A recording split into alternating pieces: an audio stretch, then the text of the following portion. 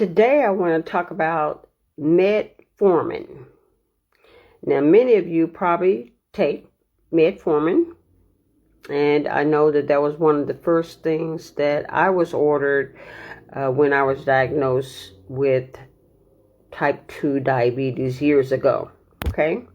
So just to give you a few facts about Metformin. That's what I want to do today because I know it is widely used. Okay?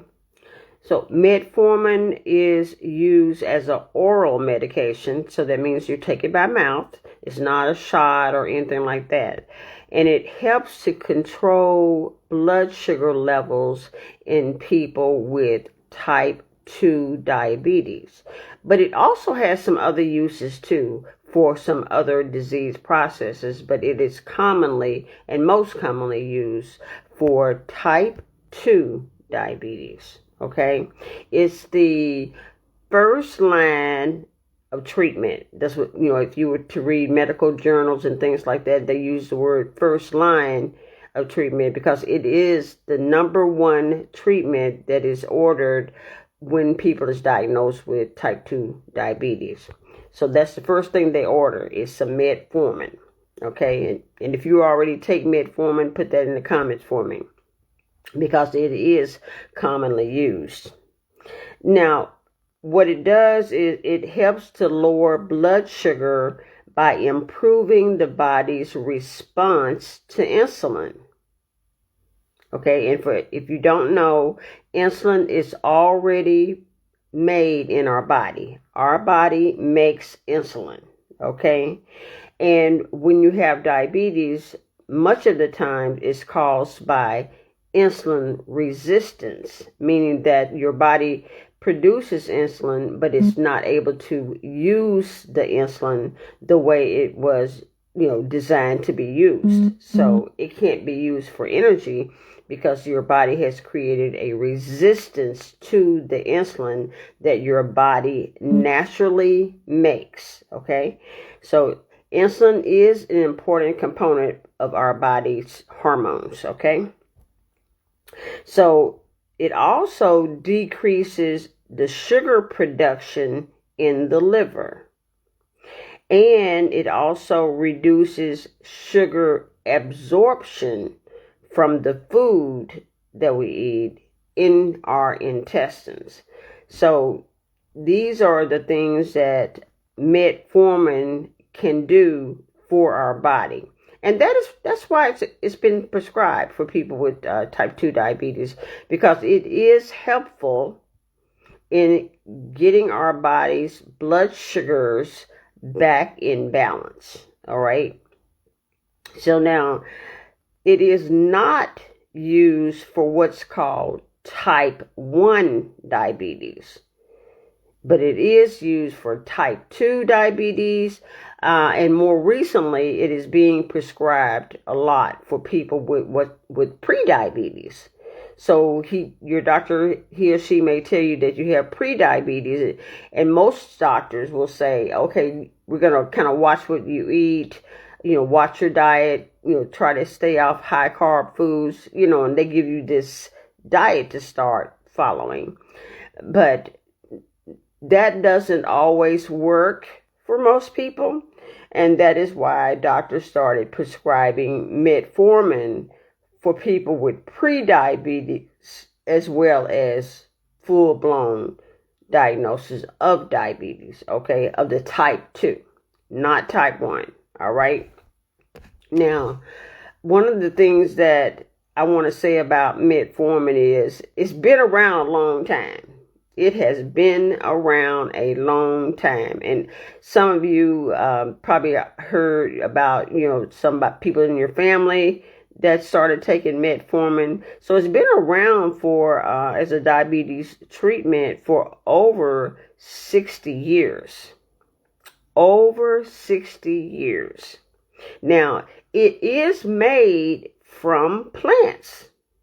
And, we encourage plant-based things so that, it can improve your body naturally. However, it is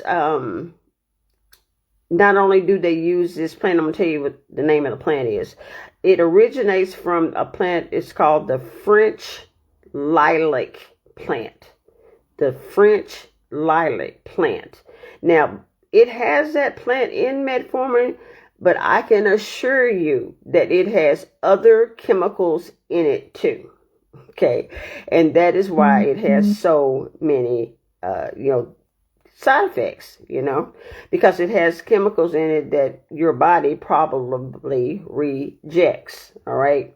But it is plant-based. And so they can boast about that, and they can, tell people, yeah, we're plant-based, but they don't tell you about all the other chemicals that are in the metformin or in some of the other medications that are being prescribed to us, chemicals that, is detrimental to our bodies. All right. So it is plant-based. Now, generally, metformin is well tolerated, when someone is prescribed it and they start taking it. But it does have some what they call common side effects. And these common side effects include like gastrointestinal issues like diarrhea.